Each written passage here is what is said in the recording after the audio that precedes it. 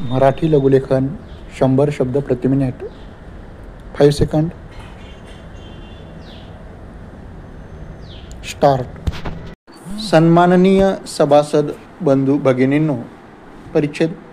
आपण सर्व आपल्या कारखान्याचे वार्षिक सर्वसाधारण सभेसाठी शांती साखर कारखान्याचे आवारात एकत्र जमलो आहोत.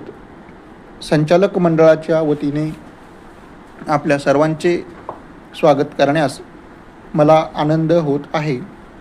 आपणापुढे सन 1984-85 या वर्षाचा वार्षिक अहवाल, ताळेबंद, नफातोटा पत्रक व इतर आर्थिक पत्रके सादर करताना मला आनंद होत आहे. परिच्छेद.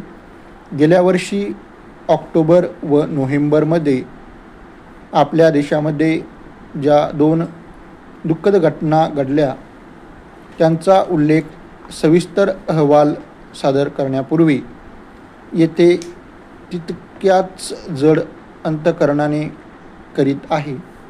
आपल्या देशालाच नव्हे तर सर्व जगाला दैदिप्यमान नेतृत्व ठरलेल्या प्रियदर्शनी पंतप्रधान श्रीमती इंदिरा गांधी यांची वरूर व अमानुष हत्या त्यांच्या शरीररक्षकांकडून दिनांक 31 ऑक्टोबर 1984 रोजी घडली आणि देशाचे लोकशाही अखंडतेला फार मोठे आव्हान मिळाले.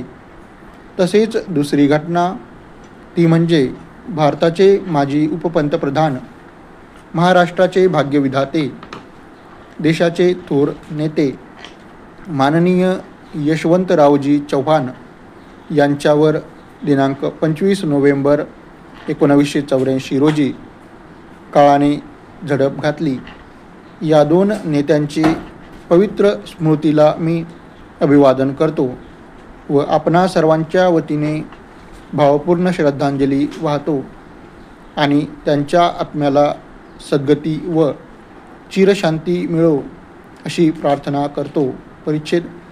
साखर उद्योग क्षेत्रातील बदलत्या घडामोडी लक्षात घेऊन व आर्थिक परिवर्तनाची नवी दिशा नजरेत आली.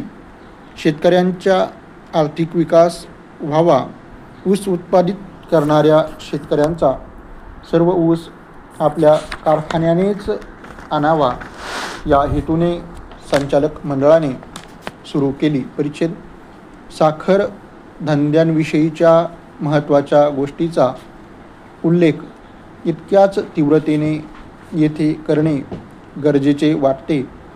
निसर्गाच्या कोपामुळे ऊस पिकाचे उत्पादन कमी जास्त प्रमाणात होत आहे आणि जास्तीत जास्त ऊस उतारा, साखर उतारा मिळणाऱ्या जातीचा ऊस उत्पादित केला पाहिजे.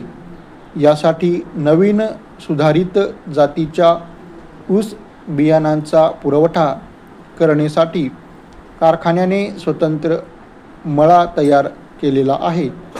त्यामधून या सुधारित जातीच्या ऊस बियाणाचा पुरवठा करणे. या सुधारित जातीची बेणे सभासदांना अल्प दराने पुरविले जात आहे. परिच्छेद. कारखान्यांबरोबरच इतर शैक्षणिक, सामाजिक व राष्ट्रीय 20 कलमी कार्यक्रमाअंतर्गत असणाऱ्या निरनिराळ्या बाबतीत आपल्या साखर कारखान्याने अत्यंत मोलाचे कार्य केलेले आहे.